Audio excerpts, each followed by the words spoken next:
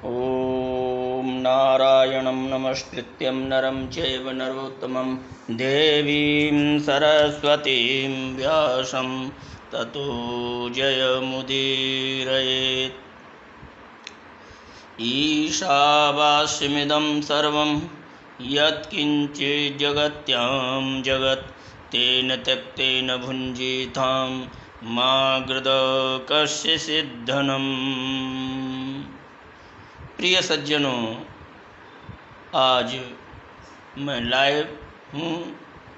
सभी शीघ्र जुड़ जाएं ताकि आज का जो विचार है वो आप लोगों तक पहुँच सके। वास्तव में एक भक्त का प्रश्न आया कि महाराज जी, पूजा में कितने देवता रखने चाहिए। प्रश्न तो बड़ा सटीक है। हर व्यक्ति के मन में ये जिज्ञासा होती है कि मैं बहुत सारे देवताओं को रखूं, हनुमान जी को रखूं और गणेश जी को रखूं। गणेश चतुर्दशी आने वाली है, गणेश चौदस आने वाली है, तो गणेश जी की स्थापना करूं और दुर्गा मैया को रखूं, इत्यादि इत्यादि बहुत सारे देवी देवताओं को अपने मंदिर में, देव मंदिर में, मंडप में विराजित करूं। हर व्यक्ति का ये प्रश्न होता है। लेकिन यहाँ एक बहुत बड़ी उलझन है। एको देवा सर्वभूतेषु गूढ़ः। सब में एक ही देवता विद्यमान है। जिस व्यक्ति की अवधारणा बन गई है कि सभी में एक देवता विद्यमान है, गणेश जी में भी नारायण हैं, हनुमान जी में भी नारायण हैं, दुर्गा मैया में भी नारायण शक्ति विद्यमान है। नारायण की ही शक्ति हैं, आदि शक्ति हैं, लीला शक्ति हैं, भूधरा शक्ति हैं। और गणेश में भी नारायण का ही दिव्य तेज विद्यमान है। ऐसा व्यक्ति अगर मन में धारणा बना लेता है तो वो बहुत सारे देवताओं को अपने मंडप में विराजमान कर सकता है। यदि व्यक्ति के मन में ये द्वैत चल रहा है कि गणेश जी बड़े हैं, नारायण छोटे हैं, हनुमान जी बड़े हैं, गणेश जी छोटे हैं, दुर्गा मैया बड़ी हैं, ये देवता छोटे हैं, इस तरह का जब द्वैत मन में चलता है तो फिर ऐसे व्यक्ति के लिए एक ही देवता को रखना चाहिए, जिसका जो इष्ट है। अगर हनुमान जी इष्ट हैं तो हनुमान जी को रखना चाहिए। राम जी जहाँ हैं वहाँ हनुमान जी तो होंगे ही, इसमें कोई शक नहीं है। राम जी के साथ में हनुमान जी को विराजमान करना चाहिए। लेकिन अगर द्वैत है मन में, राम जी नहीं, हनुमान जी ही सर्वोपरि है, हनुमान जी से बड़ा मेरा कोई देवी देवता नहीं है, तो ऐसे व्यक्ति के लिए जो द्वैत में फंसा है, ऐसे मानव के लिए अपने देववापी में, देव मंडप में केवल एक ही देवता रखना चाहिए जो उसका इष्ट हो। हनुमान जी इष्ट हैं तो हनुमान जी को विराजमान रखिए, गणेश जी इष्ट हैं तो गणेश जी को विराजमान रखिए, दुर्गा मैया इष्ट हैं तो दुर्गा मैया को विराजमान रखिए। क्योंकि यदि इष्ट आपका एक है और देवता आपने विराजमान कर लिए तो यदि उनका अपमान होता है भावना से तो महान पातक लगता है। क्यों, उन सब में भी तो वही नारायण विद्यमान है। अगर आपकी ये धारणा नहीं है कि सब देवी देवता अलग अलग हैं तो आप एक ही देवता को मंदिर में जो आपका इष्ट है उसे विराजित करें। और एको देवा सर्वभूतेषु गूढ़ः, अगर ये भावना है तो आप जो हैं विभिन्न देवी देवताओं को विराजित कर सकते हैं। मध्य में जो आपके इष्ट हैं उन्हें विराजमान कर सकते हैं।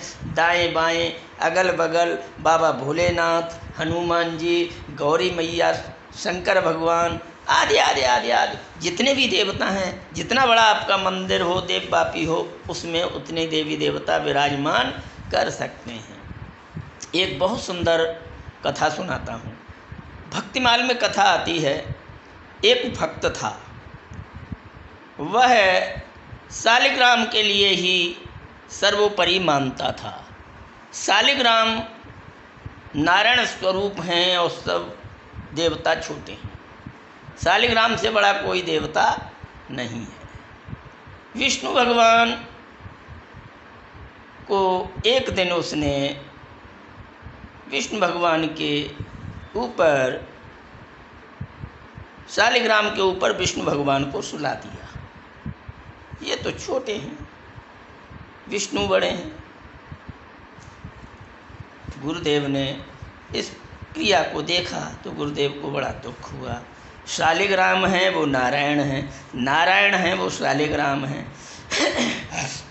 गुरुदेव ने शालिग्राम का चूर्ण बनवा करके और फिर उसका एक मोदक बनवाया और फिर देखा तो उसमें फिर वही नारायण विद्यमान है। तो कहने का तात्पर्य है, अगर आपके मन में द्वैत है तो आप एक ही देवता को रखें, और अगर आप अद्वैत जानते हैं, विशिष्टाद्वैत जानते हैं, तो आप यूँ हैं अपने देववापी में बहुत सारे देवता रख सकते हैं। जैसे सृष्टि के आदिदेव नारायण हैं, नारायण के ही द्वारा पूरी सृष्टि संचालित है। फिर आप कहेंगे और देवी देवता क्या हैं? और देवी देवता अपने अपने स्थान पर अपने अपनी शक्ति के आधार से अपने अपने क्षेत्र के क्षेत्र देवता हैं। उन सब में नारायण ही विद्यमान है।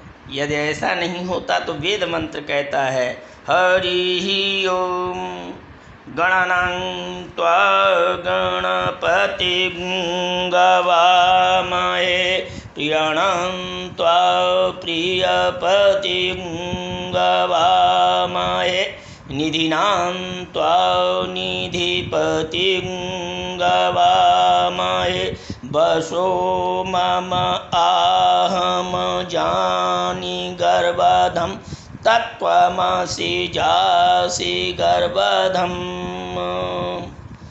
गणेश जी के मंत्र से पहले हरि ओम लगा। दुर्गा का मंत्र बोलेंगे, जय ओम हरि ओम जयंती मंगला काली।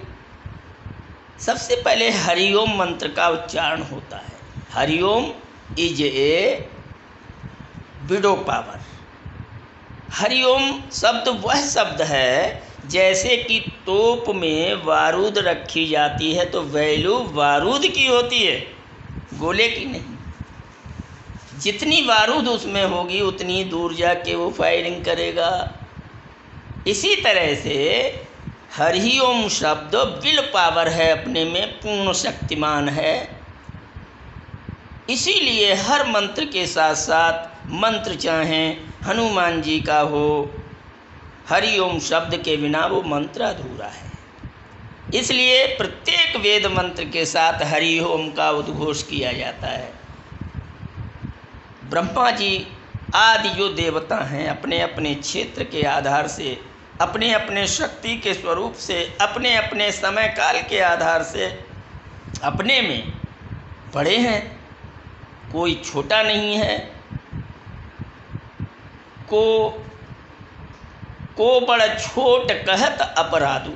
संत प्रवर गोस्वामी तुलसीदास ने श्री रामचरितमानस में कहा है, किसी भी देवता को छोटा बड़ा नहीं कहना चाहिए। सब में नारायण विद्यमान है, सब में नारायण की शक्ति है। तो इस वार्ता के अनुसार आप लोगों को बताया गया, वह जगत नियंता जगदाधार सब में विद्यमान है, उससे कोई भी जगह खाली नहीं है। वेद में कहा है, वेदांत दर्शन कहता है, जन्माद्यस्य यत्, जो सृष्टि के पहले था, सृष्टि के मध्य में है और सृष्टि के अंत में भी रहेगा, वही नारायण है। जन्माद्यस्य यत्, वही ईशावास्यमिदं सर्वम का भाव यही है।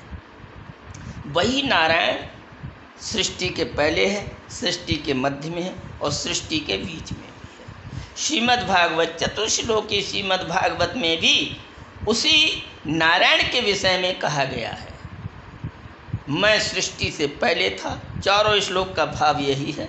सर्वप्रथम मैं आया, मेरी माया आई, विराट रूप माया के साथ चित्त वृत्ति अहंकार तन पंच तन मात्राएं आदि का पसारा आया।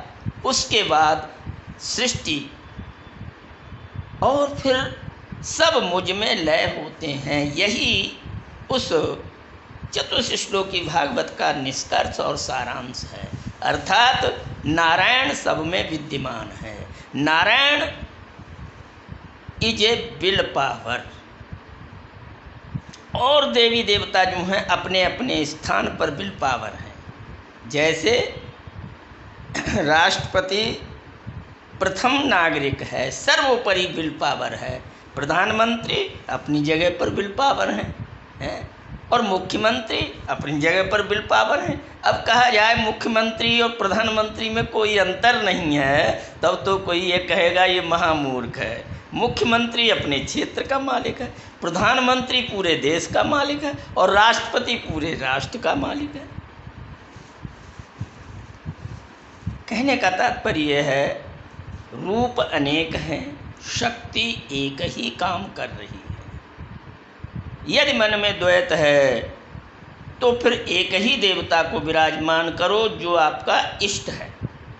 शेष देवताओं को दरकिनारे करके उसी में मन लगाओ।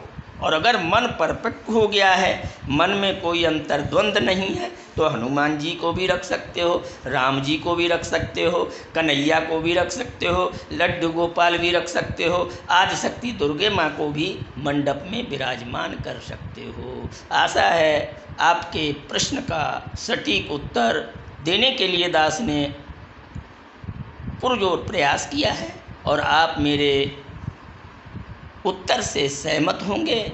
ऐसा कह कर के मैं वाणी को विराम देता हूँ। हरि ही ओम। शांति शांति शांति ओम।